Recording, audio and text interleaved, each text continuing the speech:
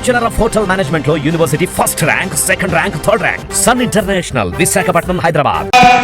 4 సంవత్సరాల క్రితం నాకు జాండీస్ వచ్చినప్పుడు మీరు డాక్టర్ అయి ఉండి కూడా ఎంతో విలువెల్లాడిపోయారు. నాకు జబ్బు తగ్గాలని దేవుడికి మొక్కుకున్నారు. ఆ రోజు గుడిలో మీరు మొక్కు తీరుస్తుండగా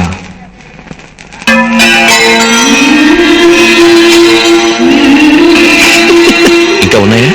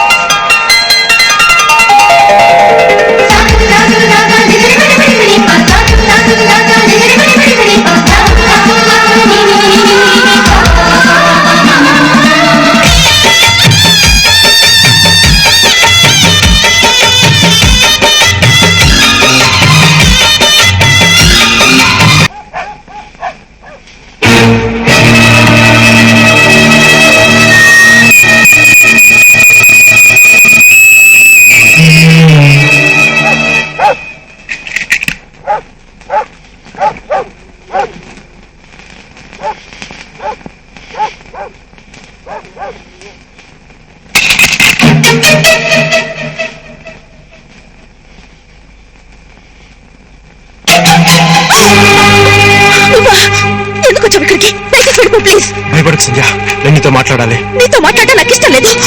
ప్లీజ్ ఇక్కడి నుంచి వెళ్ళిపో, లేకపోతే అరిచి అల్లరి చేస్తాను. నువ్వెంత అరచల్లరి చేసిన ఈ రోజు నా మనసులో మాట చెప్పకుండా ఇక్కడి నుంచి కదలను. సంధ్య ప్లీజ్ నన్ను అర్థం చేసుకో. నువ్వు లేకుండా ఒక క్షణం కూడా బ్రతకలేను సంధ్య.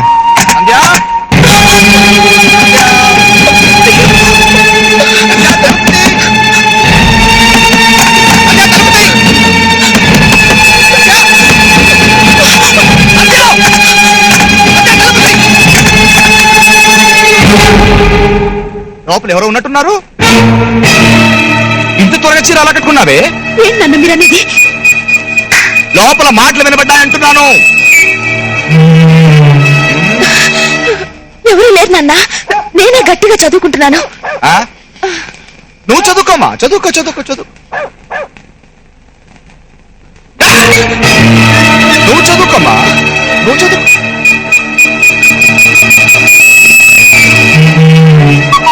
ఎప్పుడే నీకు విజిల్ వేస్తున్నది?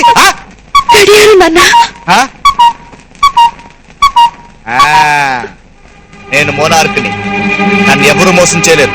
నువ్వు చదువుకోమా, చదువుకో. ఎవరు లేరు, నువ్వు చదువుకోమా, చదువు చదువు చదువు.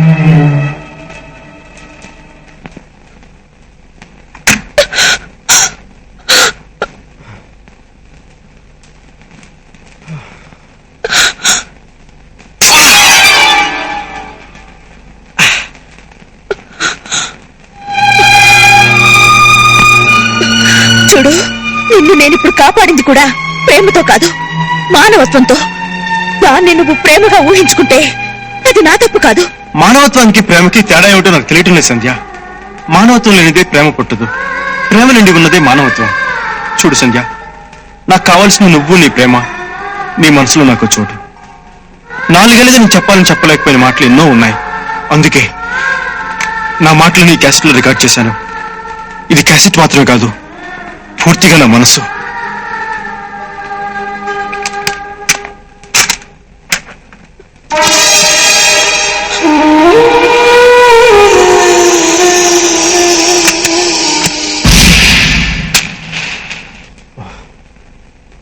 చూసావా సంధ్య, ఈ ప్రపంచంలో నాకన్నా దురదృష్టవంతుడు ఎవడు ఉండడు. ఆఖరికి కరెంటు కూడా నా ప్రేమకు సహకరించడం లేదు.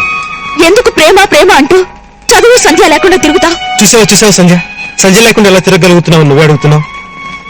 సంధ్య లేకుండా చదువు సాగదు. నీకు దండం పెడతాను, దయచేసి ఇక్కడి నుంచి వెళ్ళిపో. వెళ్తాను, కానీ మీరు తప్పకుండా క్యాసెట్ వింటారుగా. వెళ్ళొస్తాను.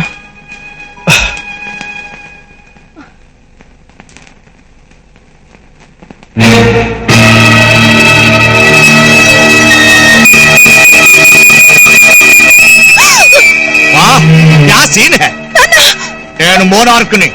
నన్ను ఎవరు మోసం చేయలేరు. ఎన్నాళ్ళ నుంచి జరుగుతుంది ఈ వ్యవహారం? చెప్పు. నువ్వు తింటావా, నేను తినిపించమంటావా?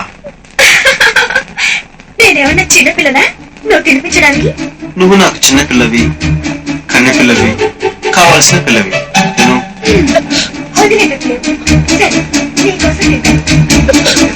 నేనే పొరపాటు చేయలేదు నాన్న. పొరపాటు చేసింది నేను. నిన్ను కనటమే నేను చేసిన పెద్ద పొరపాటు. అవును, వాడు నిన్ను ప్రేమించాడని నేను కొట్టానా? నేను కొట్టానని నువ్వు వాడిని ప్రేమించావా? నేను అతను ప్రేమించలేదు నాన్న. మరి వాడితో ఐస్ క్రీమ్ పార్లర్కి ఎందుకు వెళ్ళావు తల్లి? ప్రేమించలేదని ప్రేమతో చెప్పడానికా? నేను మోనార్క్ని. నన్నెవరు మోసం చేయలేరు.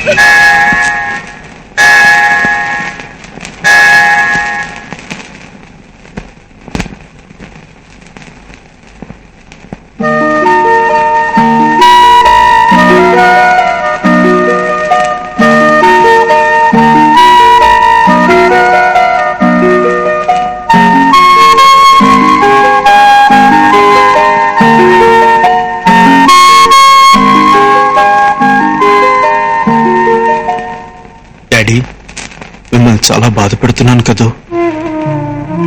అందరు తండ్రులు పిల్లల్ని దండించి పెంచుతారు, కానీ మీరెప్పుడు నన్ను కొట్టలేదు. కనీసం కోపంగానైనా చూడలేదు. కానీ నేను మీ మంచితనాన్ని అలుసుగా తీసుకొని మీరెంత నచ్చ చెప్పినా వినకుండా ఆ అమ్మాయి చుట్టూ తిరుగుతున్నందుకు నన్ను కొట్టలేదు డాడీ.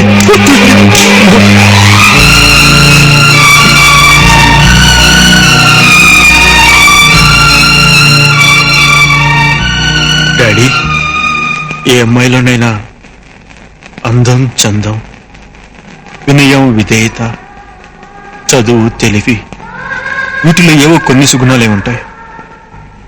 అన్ని సుగుణాలు కలిపి ఒక్క అమ్మాయిలో ఉంటే ఆ అమ్మాయికి అహంకారం ఉంటుంది. కానీ ఇవన్నీ ఉండి కూడా నా సంధ్య ఎంతో అణుకుగా, మెలకుగా నడుచుకుంటుంది. అందువల్లే అమ్మాయిని మర్చిపోలేకపోతున్నాను డాడీ. పట్టుకునేటప్పుడు గులాబీనే పట్టుకున్నాను, అని పట్టుకున్న తర్వాత ఆ గులాబీ కన్నా ముళ్ళుందని తెలిసింది.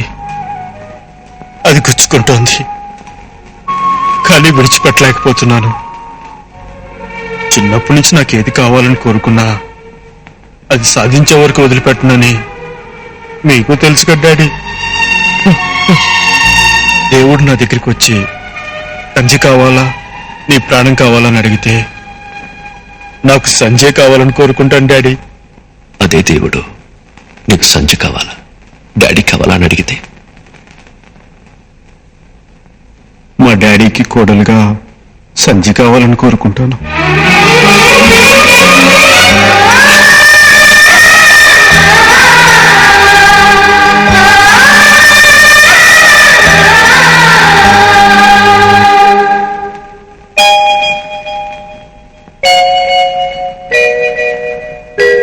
నేను మిమ్మల్ని అందరినీ ఎందుకు పిలిపించానో తెలుసా? నిన్న రాత్రి గణేష్ ఇంటికి వచ్చేటప్పటికి టైం 3 అయింది. ఎక్కడికి వెళ్ళుంటాడో మీకు బాగా తెలుసు. నేను నిర్ణయానికి వచ్చాను. ఆ ఎస్ఐ వాసుదేవరావు ఇంటికి వెళ్ళి వాళ్ళ అమ్మాయిని గణేష్కి ఇవ్వమని అడుగుదాం అనుకుంటున్నాను. వద్దు ఫ్రెండ్, వద్దు. వాడి సంగతి తెలిసి కూడా వాడి దగ్గరికి వెళ్ళాలనుకుంటున్నారా? రాజుతో వ్యవహారం తలకి నూనె బదులు యాసిడ్ రాసుకున్నట్టే. మత్తు తలకెక్కలతో మాట్లాడచ్చు కానీ మదం తలకెక్కలతో మాట్లాడలేం ఫ్రెండ్. వాడుంటే పిచ్చివాడు ఫ్రెండ్. మా మాట విని మీ ప్రయత్నం మానుకోండి. వాడు పిచ్చివాడు కావచ్చు, కానీ నేను పిచ్చివాడిని కాదు. రేపు నా కొడుకుని పిచ్చివాడిగా చూడదలుచుకోలేదు. నాకు ఆ అమ్మాయి ఇల్లు తెలీదు. మీరెవరైనా వస్తారా?